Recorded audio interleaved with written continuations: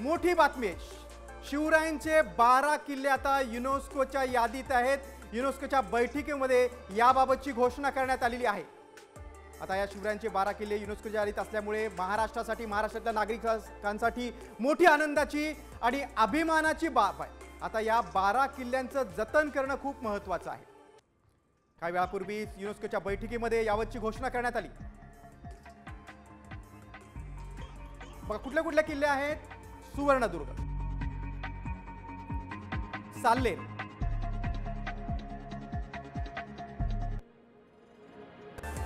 लोहगड,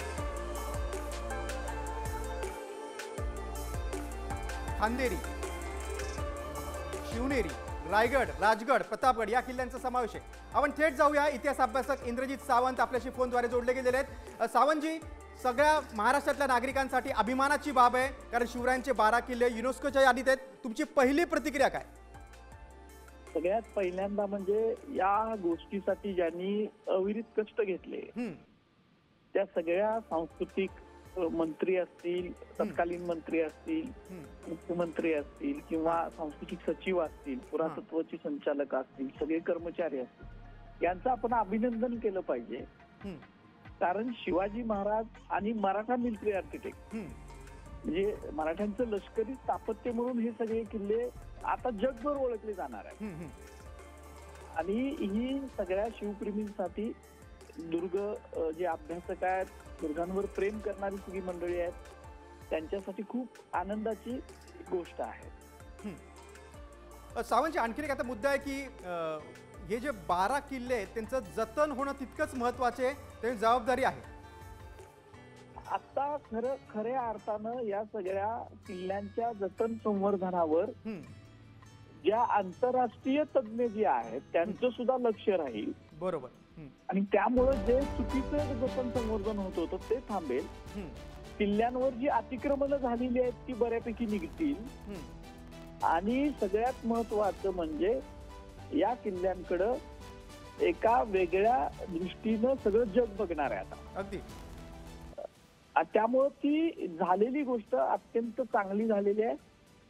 आता महाराष्ट्र शासनाची जबाबदारी आहे की हे किल्ले इंटॅक्ट कसे राहतील आणि त्यांचं योग्य पद्धतीनं पुरातत्वीय शास्त्राच्या निकषानुसार जतन संवर्धन कसं होईल हे त्यांनी युद्ध पातळीवर आता पाहायला पाहिजे। बरोबर।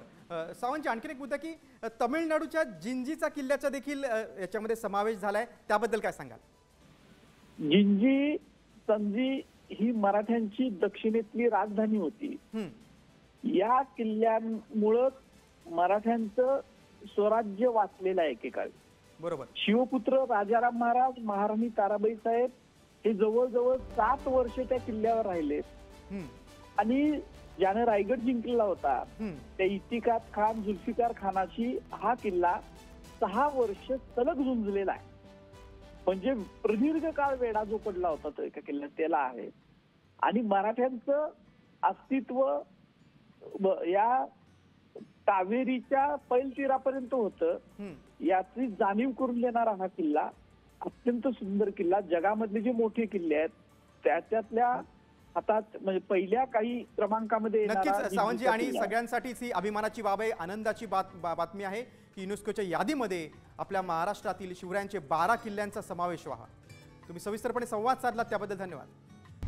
आता isakal.com आहे देशातील नंबर 1 ची मराठी न्यूज वेबसाईट। प्रत्येक अपडेटसाठी isakal.com ला नक्की भेट द्या।